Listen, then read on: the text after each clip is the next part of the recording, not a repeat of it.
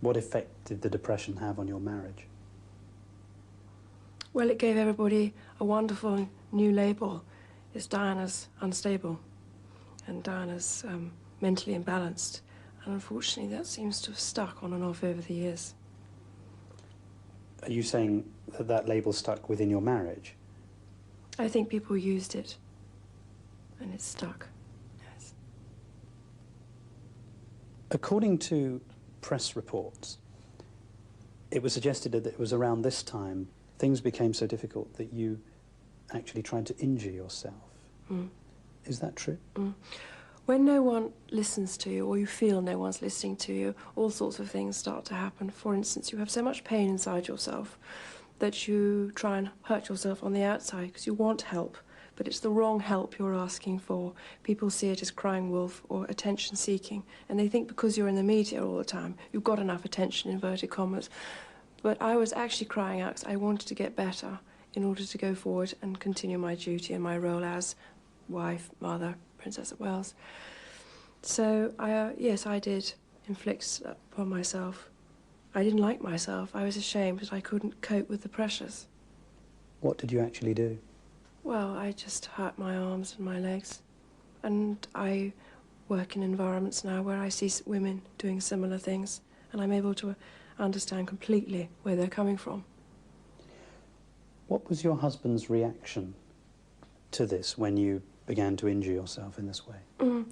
But I didn't actually always do it in front of him. But obviously anyone who loves someone would be very concerned about it.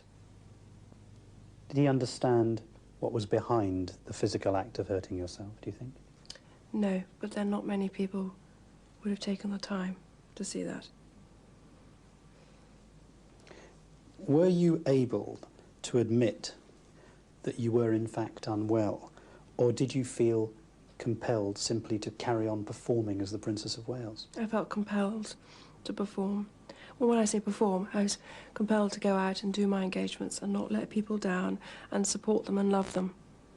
And in a way, by being out in public, they supported me, although they weren't aware just how much healing they were giving me, and it carried me through.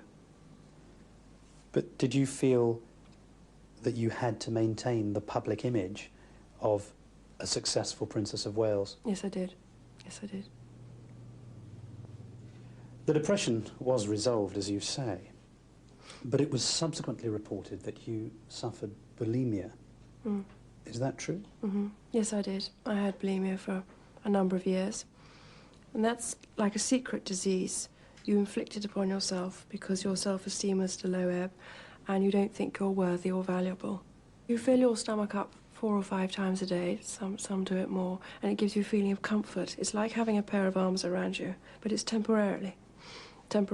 Then you're disgusted at the bloatedness of your stomach, and then you bring it all up again. And it's a repetitive pattern, which is very destructive to yourself. How often would you do that on a daily basis? Depends on the pressures going on. If I'd been on what I call an away day, where I'd been up part of the country all day, I'd come home feeling pretty empty because my engagements at that time would be to do with people dying, people very sick, marriage is the problem, all that. And I'd come home and it would be very difficult to know how to comfort myself, having been comforted lots of other people. So it would be a regular pattern to jump into the fridge. It was a symptom of what was going on in my marriage. I was crying out for help, but giving the wrong signals. And people were using my bulimia as a coat on a hanger. They decided that was the problem. Diana was unstable. Instead of looking behind the symptom at the cause. Mm-hmm. Mm-hmm. What was the cause? The cause was a situation where my husband and I had to keep everything together because we didn't want to disappoint the public. And yet, obviously, there was a lot of anxiety going on within our 4 walls. You mean between the 2 of you? Mm-hmm. Mm-hmm. And so you subjected yourself to this phase of binging and vomiting? You could say the word subjected, but it was my escape mechanism, and it worked for me at that time. Did you seek help from any other members of the royal family? No. You you have to know that when you have bulimia, you're very ashamed of yourself. And you hate yourself. So, and people think you're wasting food. So you don't discuss it with people. And the thing about bulimia is your weight always stays the same. Whereas with anorexia, you visibly shrink. So you can pretend the whole way through. There's no proof.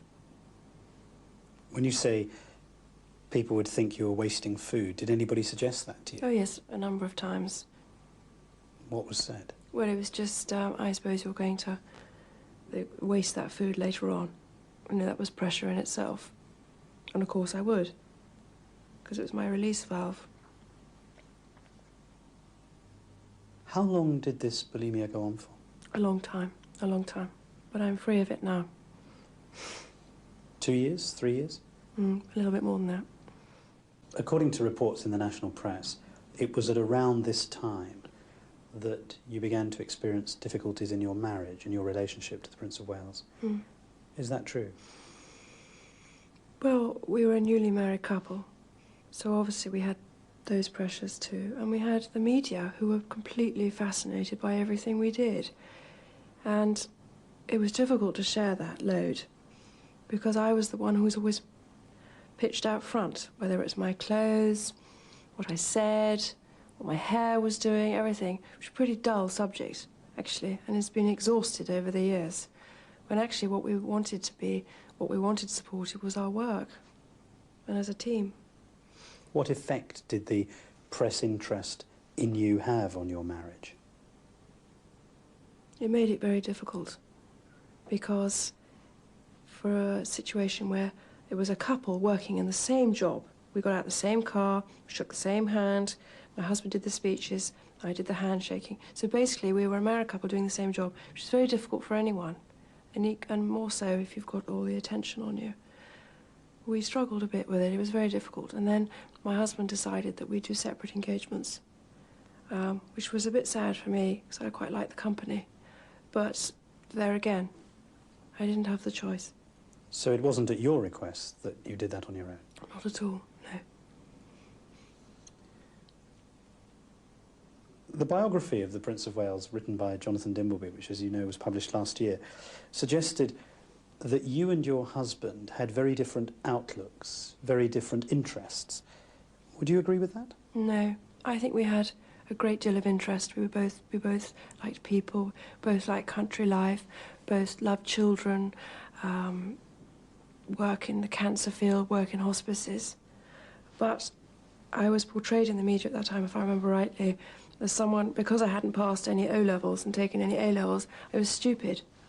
And I made the grave mistake once of saying to a child I was thick as a plank in order to ease the child's nervousness, of which it did. But that headline went all around the world, and I rather regret saying it. The Prince of Wales, in the biography, is described as a great thinker, a man with a tremendous range of interests. What did he think of your interests? Well, I don't think I was allowed to have any. I think that I've always been the 18-year-old girl he got engaged to, so I don't think I've been given any credit for growth. And my goodness, I've had to grow. Explain what you mean when you say that. Well, When you say you were never given any credit, what do you mean? Well, anything good I ever did, nobody ever said a thing. Never said, well done, or was it okay? But if I tripped up, which invariably I did, because I was new at the game, a ton of bricks came down on me. How did you cope with that? Well, obviously there were lots of tears, and one could dive into the bulimia and to escape. Some people would find that difficult to believe, that you were left so much to cope on your own, and that the description you give suggests that your relationship with your husband was not very good even at that early stage.